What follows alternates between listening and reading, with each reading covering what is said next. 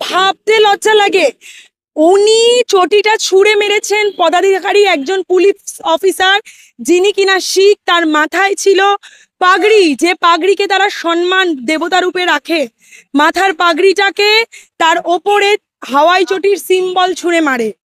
কতটা নির্লজ্জ এই বিজেপি দল! এরা কিন্তু কোনো হিন্দুর নয়। কি রবীন্দ্রনগরে এই ঘটনা ঘটার পর আমরা দেখলাম সরাসরি আজকে তুলসী মঞ্চ মাথায় নিয়ে শুভেন্দু অধিকারী রাজভবনের সামনে বলছেন মুসলিম লীগের সরকার গঠন করছে মমতা সরকার, এবং মমতা সরকার আর বেশি দিন নবান্নের 14 তলায় টিকতে পারবে না। শুনুন না, ওরা তো অনেক বড় বড় বাতলা দেয়, আপকি বার মোদী সরকার, আপকি বার 200 পার, কোনোটাই তো হয় না। এবার তো 170-80 সেটাও বলতে পারছে না। উত্তরবঙ্গের 77টা কাছাকাছি থেকে কোথায় এসে নেমেছে, 56-57-তে, তারপর বেশি ওরা তো নেই। এবার মজাটা হচ্ছে কি, ওনারা ওই যে বললাম প্রচার সর্বস্ব দল, যেখানে কাশ্মীরে চেনাব ব্রিজ নিয়ে এত কিছু হচ্ছে, তার তো প্রস্তাব রেখেছিলেন মমতা বন্দ্যোপাধ্যায়, তার নামটা একবারও উল্লেখ করলেন না। কয়েকদিন আগে পেহেলগাম হয়ে গেল, উচিত ছিল না ইন্দিরা গান্ধীর মতো ওনাকে দৌড়ে যাওয়া? গেছিলেন কি? যাননি। আজকে উদ্বোধনের ফিতে কাটার প্রধানমন্ত্রী হয়ে গেছেন। কেন গেছেন? ওনাদের কাজই হচ্ছে প্রচারে থাকা। ওনারা সোশ্যাল মিডিয়ার একটা মোটা টিম টাকা দিয়ে পোষে, তারা তাদেরকে বুস্ট আপ করে তাদের দিয়ে ভুলভাল খবর ছড়ায়। এবং যে প্রধানমন্ত্রী পেহেলগাঁও যেতে পারলো না, অমিত শাহ গেল, আজ সেই প্রধানমন্ত্রী কি করে জম্মু কাশ্মীরে গিয়ে চেনাব ব্রিজের ফিতে কাটছে? এটা একটা বড় প্রশ্ন। হাতে জাতীয় পতাকা নিয়ে ফাঁকা ব্রিজে হাজার হাজার আমাদের সেনাদের মোতায়েন, তার মাঝখানে ঘুরে কি হবে? আপনি আয়রন লেডির সমকক্ষ হতে পারবেন? নখের যোগ্যটুকুনিও নন। তার জন্য ওনার 56 ইঞ্চি হতে হয়নি ইন্দিরা গান্ধীকে। ইন্দিরা গান্ধী যথেষ্ট একা একটি সাধারণ মেয়ে হিসেবে পাকিস্তানকে দমিয়ে দেওয়ার জন্য। আপনার বিদেশি ট্রাম্প বাবা কানমোলা দিয়ে যুদ্ধ থামায়। তো আপনাদের প্রোপাগান্ডাই এটা। আপনারা প্রচার সর্বস্ব দল। বিজেপির শুভেন্দু, সে ফুটেজে থাকতে ভালোবাসে। যখন মিডিয়া তাকে অ্যাটেনশন দেয় না, তখনই একটার পর একটা ভুলভাল কথা, ভুলভাল কাণ্ড করে। কয়েকদিন আগে 26 থেকে 27টা পাকিস্তানি পতাকা পোড়ালো কোথা থেকে? হুট করে তো পাকিস্তানের পতাকা আমাদের ভারতে পাওয়া যায় না। বুঝতে হবে, এরা ওপরে হিন্দুত্ববাদীর কথা বললেও নিচে যোগসাজোশ কিন্তু সেই জঙ্গি সংগঠনের সঙ্গেই রয়েছে। নইলে পাকিস্তানের পতাকা এই দেশে, এই রাজ্যে আসা সম্ভব নয়। আরো বড় কথা, এই যে দেখানো হিন্দু হিন্দু ভাই ভাই, তাহলে আমাকে একটা কথা বলুন, এরা যে আমাদের সাধারণ মানুষ যারা 100 দিনের টাকা পাচ্ছে না, তারা কি হিন্দু নয়? ওনাদেরও তো ভোট দিয়েছে বিভিন্ন 100 দিনের মানুষ, যার জন্য তারা আজকে বিধায়ক বা এমপি দিয়েছে। তো কই তাদের জন্য ভেবে, সেই একটা ভোটারের জন্য তো তিনি ভাবেন না?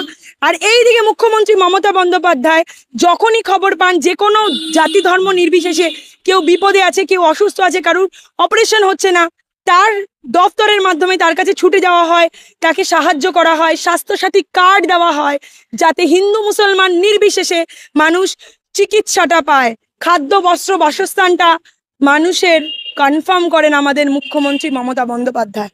কিন্তু এই বিজেপি সরকার ভোট বাক্স যারা কিচ্ছু বোঝে না, সাধারণ মানুষ এদের কাছে ভোটের কাঠপুতলি।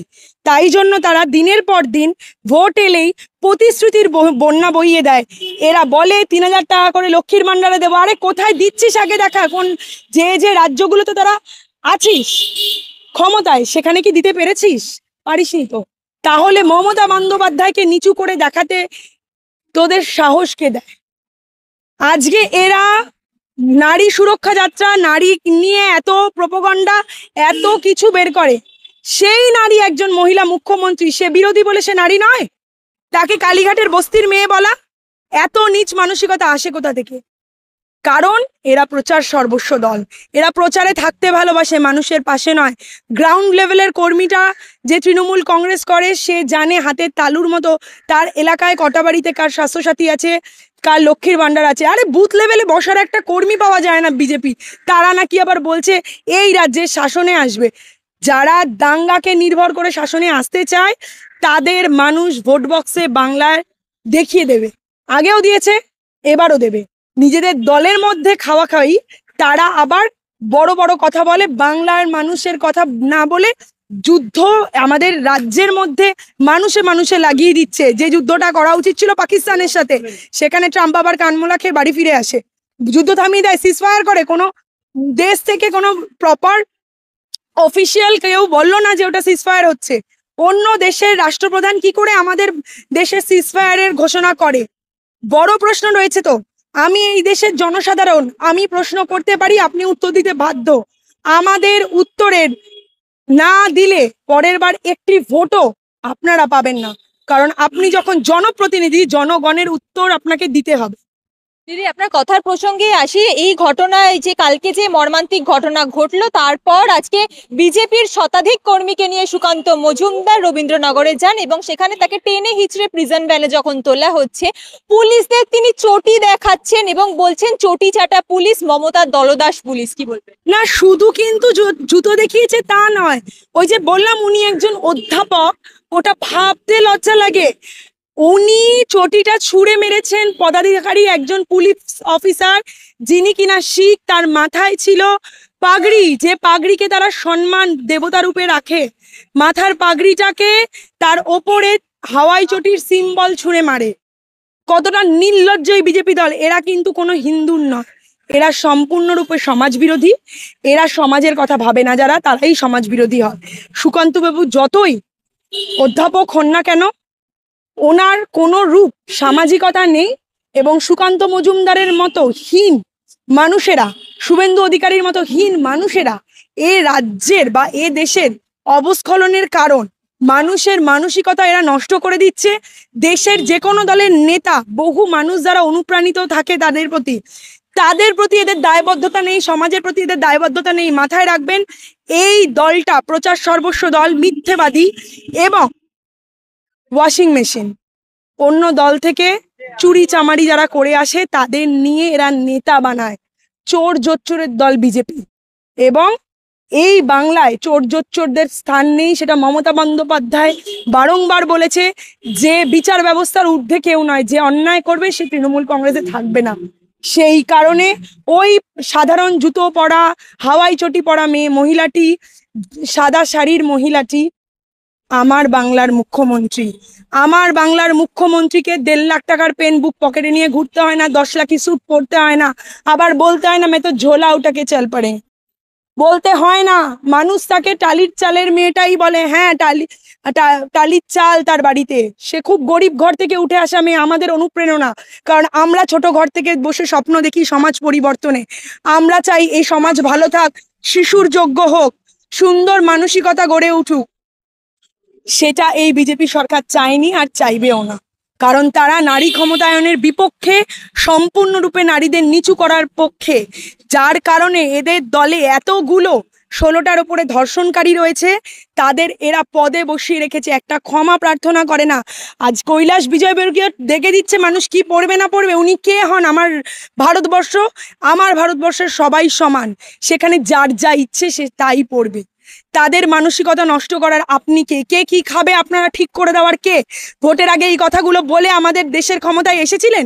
না, আসেননি। কেন বলুন তো আসেননি? আপনারা জানতেন তা আপনাদের কেউ ভোট দেবেন, তাই আপনারা আসেননি। তাই মুখে ভালো মানুষের ভেগ ধরে বদলের কথা বলে আপনারা দেশের মানুষকে ভাওতাবাজি দিয়ে এই ক্ষমতায় এসছেন। তাই ভাওতাবাজির সরকার আর নেই দরকার, বিজেপির সরকার আর নেই দরকার। মোদি হাটাও, দেশ বাঁচাও। মমতা বন্দ্যোপাধ্যায় অগ্নিকন্যা, যে স্ফুলিঙ্গটা আমাদের টালির চালে ফুটেছিল, তা উন্নয়নের দাবানল হয়ে সমগ্র পশ্চিমবঙ্গে ঘুরছে। হ্যাঁ, উন্নয়নের দাবানল। মানুষ তা বুঝতে পারছে, রাস্তা থেকে জল, কল, আলো সবেতে। তাই আপনারা মমতা বন্দ্যোপাধ্যায়ের সাথে কম্পিট করার আগে 100 বার না 1000 বার ভাবুন। আগামী 1-2 বছর কেন, আগামী 26 বছরে মমতা বন্দ্যোপাধ্যায়ের সমান আপনারা হতে পারবেন না। এ রাজ্যের ভোটের কথা তো ভুলেই যান বিজেপিরা। যারা ধর্মের বিভাজন করে, এই বাংলা কোনোদিন তাদের অ্যাকসেপ্ট করেনি। এই বিষয়ে একটা ছোট্ট কথা বলি।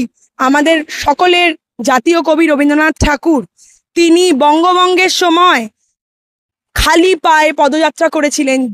কেন বললাম খালি পায়ে জানেন? যেখানে বলা হতো ঠাকুর বাড়ির ছেলে মেয়েদের পায়ের পাতা দেখা যেত না, তারা মোজা ছাড়া হাঁটতেন না, তারা যেখানেই যাক পা ঢাকা থাকতো। এই সরকার, অর্থাৎ তখন যে লর্ড কার্জন বঙ্গভঙ্গের ডাক দিয়েছিল 1905 সালে, তার বিরুদ্ধে পদযাত্রায় সামিল হয়েছিলেন খালি পায়ে রবীন্দ্রনাথ ঠাকুর। সেই রবীন্দ্রনাথ ঠাকুরের বাংলা, কাজী নজরুল ইসলামের বাংলা, সেই বাংলাকে ভেদ করা যায়নি, যাবে না। মমতা বন্দ্যোপাধ্যায় যতদিন রয়েছে এবং অভিষেক বন্দ্যোপাধ্যায় যতদিন রয়েছে, ও অন্যান্য বর্ষিয়ান নেতারা যতদিন রয়েছে, তৃণমূল কংগ্রেস দলের কর্মীরা বুক দিয়ে এই বাংলার জন্য লড়াই করেছে, আগামী দিনে করবে। সিপিএম এর মধ্যে স্বৈরাচারী শাসনকে যারা ফেলে দিতে পেরেছে, আগামী দিনে বিজেপির মতো ধর্মান্ধ একটি দলকে ভোট বক্সে জিরো করতে বেশি দিন আর বাকি নেই, 26টাই যথেষ্ট।